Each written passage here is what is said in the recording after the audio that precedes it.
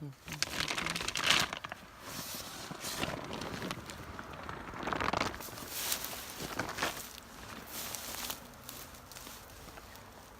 morning, Daddy.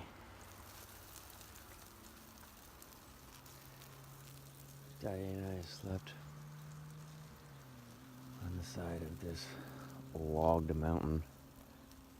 It had a logging gate, but it had no signs on it. In this back corner, there was a nice little niche ecosystem of these grasses that she likes.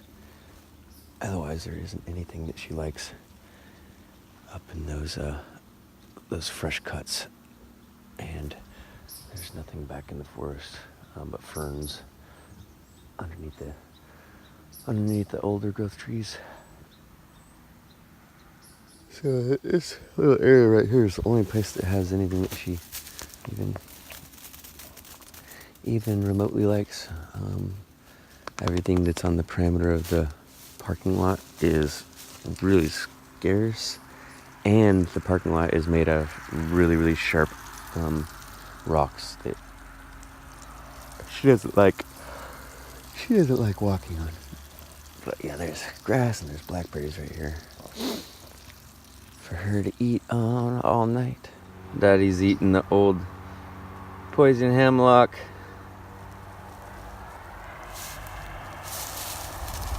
Good girl. I set up the teepee last night using those poison hemlock stems.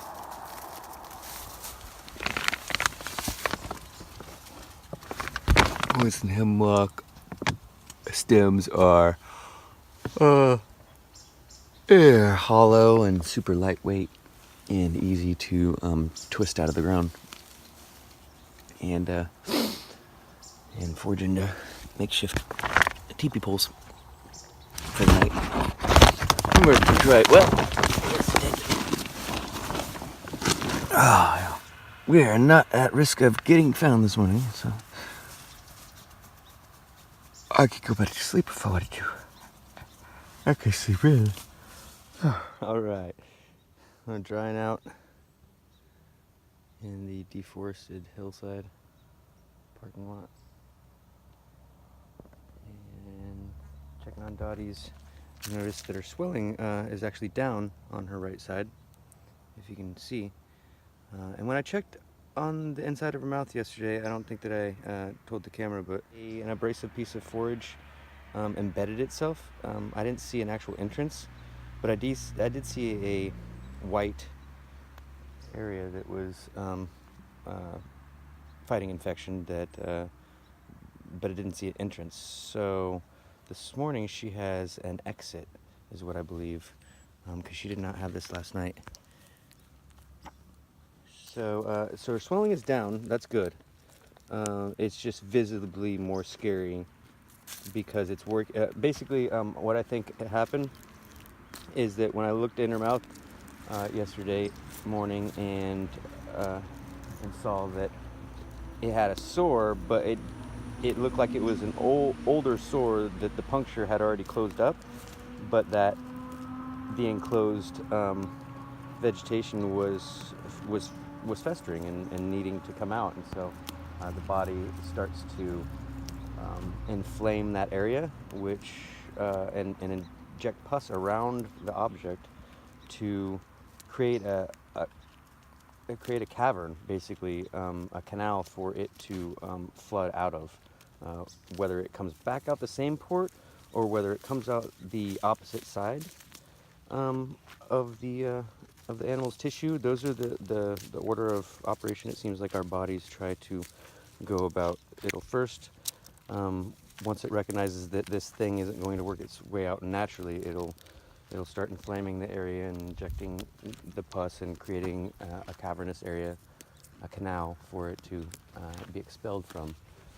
If it can't do that, then the third thing it tries is to pass it through to the other side if it feels like it's already, because a lot of things that get jammed into their mouths or into our skin are things that have microscopic barbs going in one direction. So they're literally made to embed themselves. They're usually seeds that are made to embed themselves into the sides of animals that are passing, so that animals will carry that seed on. Anyway, they're like harpoons, and so they can't back out. So once your body tries to naturally let it work its way out, and it doesn't, then it tries to facilitate it working its way back out. But if the path that it entered is already too well closed, then and that's not working, then your body will start to try to push it out the other side. It's only been like an hour. Daddy's been grazing around here, and I just noticed that her it is starting to work out this side. I mean, not each other. They're stressful for your body, but it's only natural. Most people would freak out at this point, and they'd be running to the veterinarian. But this is the body's natural process of pushing out something that's been jammed into its skin. It couldn't push it out the entry point because it had already closed, and it was probably a barbed object that couldn't reverse itself because the barbs prohibited that, so it has to keep pushing it through. I've had this happen a couple times with the goats and sheep. So it's nothing to worry about if it happens to yours. I mean, it's something to be concerned about, but not worried about. Have faith and just show positive attention. Yeah. I had her lay down with this wound facing towards the sun, and the UV light is the perfect natural disinfectant. Antibiotic. Yeah, it is.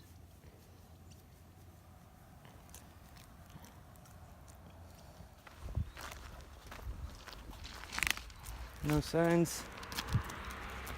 Just thought it was a regular logging road. Logging roads often are closed to vehicles, but they're open to hikers and stuff. There'll be paths around the side of the gate. Let's go. Go, girl. All right, buddy. Yeah. Travel. Oh, shoot. Let's go.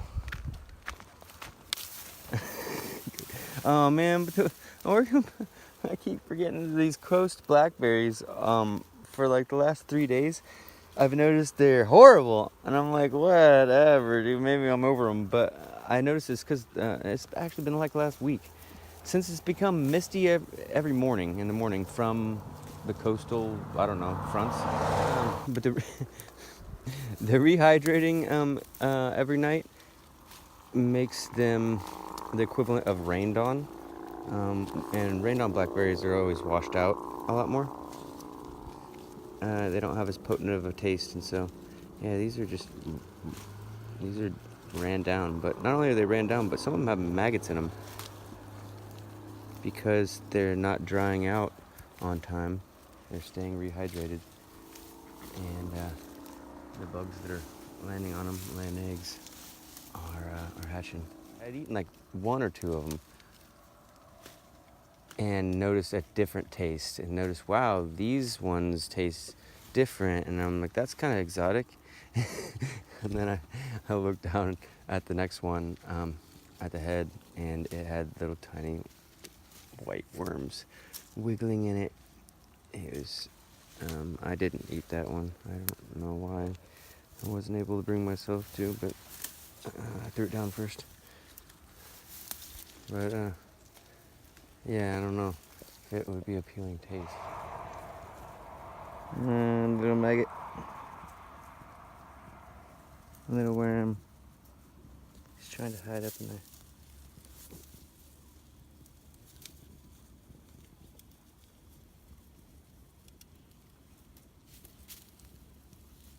Maybe I should taste them straight, just to see what that exotic flavor is like.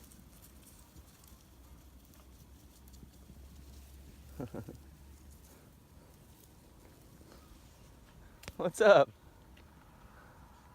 Another wanderer. I'm not alone. Do you want to taste the maggot? What?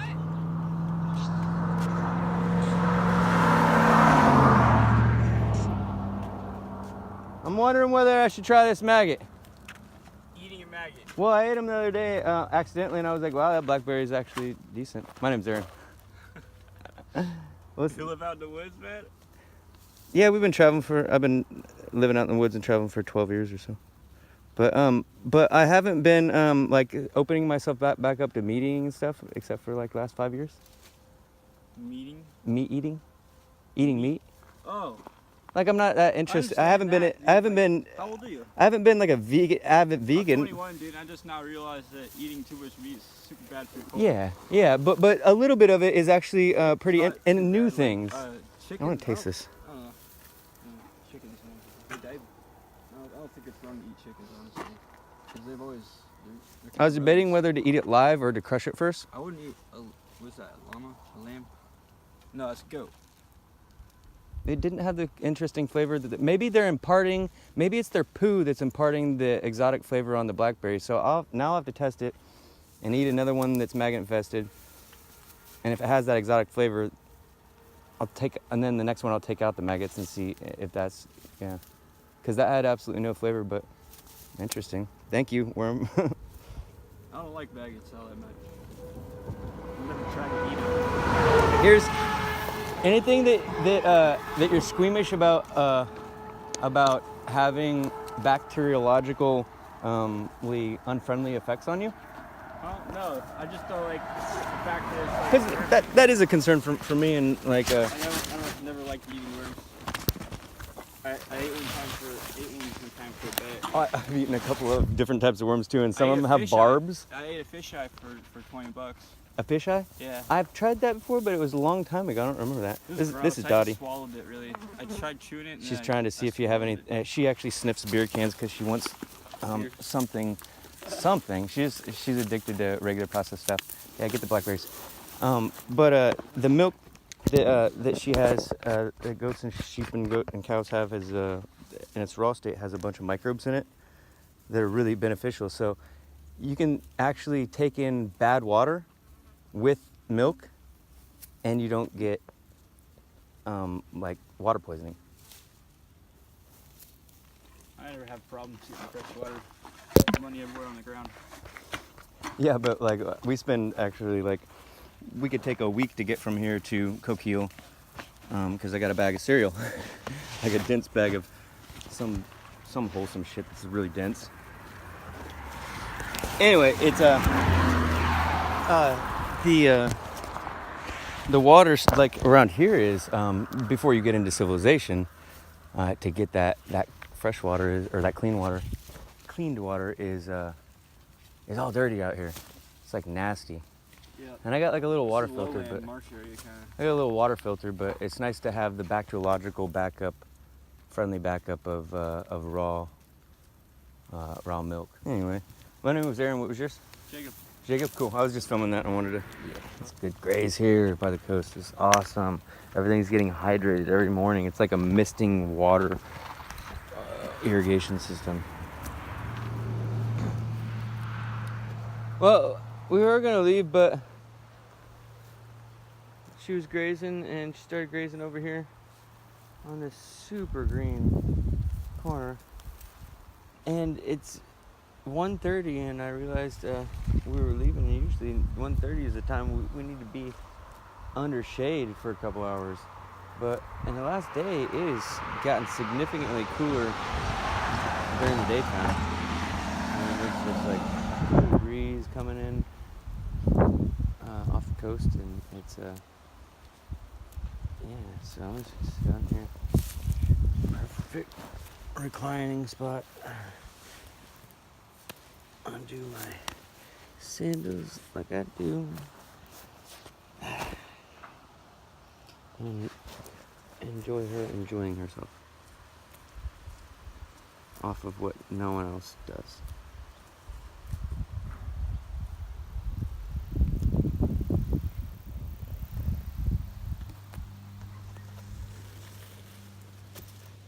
Backpack recliner, or I love it.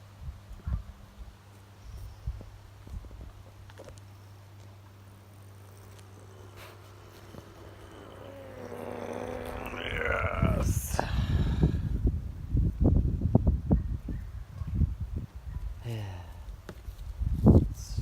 backpack recliner is enabled by my MSR brand cooking pot that clamps shut, and I put it through the MOLLE clips at the bottom of the backpack. So, yeah, it's awesome. We're ready to go. Thought we were ready to go a half an hour ago, but it's just so nice here. It's clear air for the first time ever. I mean, in like months. And smells fresh, feels fresh, and it's cool breeze with a warm sun. It's like, I don't know why I leave this vacant lot. It's got green gold in it. Turning it into white gold. Yeah. Thanks, Daddy. You got an oversized load coming through. And no shoulder on either side. 42 highway sucks. 42S highway, which is just the section going from Coquille west over to Bandon on the coast. Yeah. Otherwise, this isn't that large load just made it really clogged. Usually there isn't that much traffic on this, and there's not like 10 cars in a row after that. So now it's back to regular, and it's only one car every once in a while, and they're going relatively slow. So it's all good.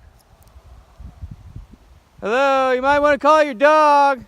It's out on the highway. Thank you. That scared me. I thought he was running right when a car was coming by. Jory, get out of the road. Thank you. Come on. Come here. This is already a dangerous enough road with these plants that are totally encroaching on the road. All right, let's go. Come on. Let's go. Come on. Walk.